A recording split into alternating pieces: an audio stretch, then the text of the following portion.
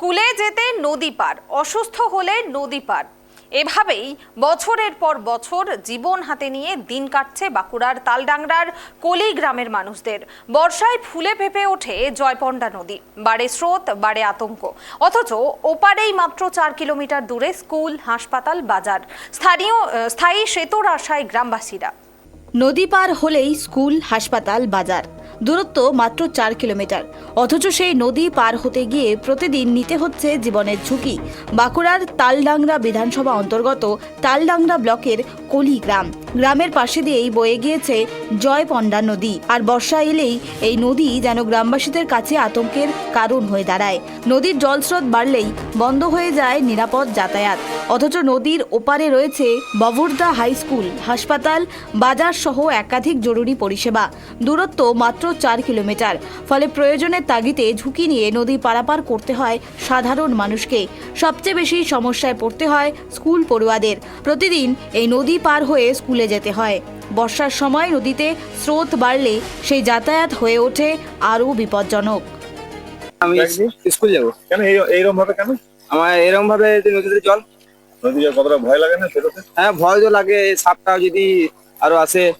কেন তোমাদের রাস্তা নেই? না, রাস্তাতে ওই ধারে তো রাস্তা ভেঙে গেছে, একটা ছোট ব্রিজ ছিল, ভেঙে গেছে তো রাস্তা এমনি তো খারাপ।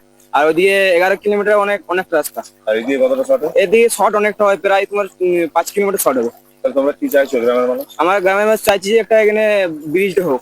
ব্রিজ হলে কতটা সুবিধা হবে? ব্রিজ হলে অনেকটা সুবিধা হয়, কারণ দেখতেই পাচ্ছ আমরা প্যান্ট জামা খুলে বেরোচ্ছি, তারপরে হচ্ছে যে এই দেখো সাইকেল মাথায় করে নিয়ে যাচ্ছি। আর বাচ্চা আমার থেকে যারা বাচ্চা আছে তারা কি করবে? তো বান আছে, কম জল যখন থাকে আমরা নিজেরাই বাবা সাইকেল বের করে দেয়, বা আমরা তারপর নিজেরাই চেঞ্জ করে এসে আবার এধারে চেঞ্জ করি, তারপরে যায়। হ্যাঁ ভয় লাগে, বান হলে প্রায় দিনই আমাদের স্কুল বন্ধ হয়ে যায়। ঘুরপথে হলে যেতে হলে কতটা ঘুরপথে যেতে? ঘুরপথ হলে এই ধারে হলে শর্ট হয়, মানে ধারে 3 কিলোমিটার হয়, ধারে 8 কিলোমিটার হয়। মানে এই রাস্তাটা গেলে আমাদের বিকল্প রাস্তাও নেই, ওই রাস্তাটা প্রচন্ড নষ্ট, মানে খারাপ হয়ে গেছে। শুধু পড়ুয়ারা নয়, অসুস্থ রোগী নিয়েও একই দুর্ভোগ। জরুরি চিকিৎসার প্রয়োজন হলে নদী পারাপারে ঝুঁকি নিতে হয় পরিবারের সদস্যদের। অনেক সময় পরিস্থিতি আরও জটিল হয়ে ওঠে। বিকল্প রাস্তা রয়েছে ঠিকই, কিন্তু স্থানীয়দের অভিযোগ সে রাস্তার অবস্থা অত্যন্ত বেহাল। ওই পথ ব্যবহার করলে প্রায় 8 থেকে 10 কিলোমিটার ঘুরে যেতে হয়। ফলে সময় যেমন বেশি লাগে, তেমনি বাড়ে দুর্ভোগ। এই রাস্তাটা যখন বন্যা হয় তখন এই বাচ্চা ছেলেদের পক্ষে যাওয়া সম্ভব হয় না। আমাদের কলিগ্রামের চাষিবাসী মানুষ, প্রান্তিক মানুষ, চাষের উপর নির্ভরশীল।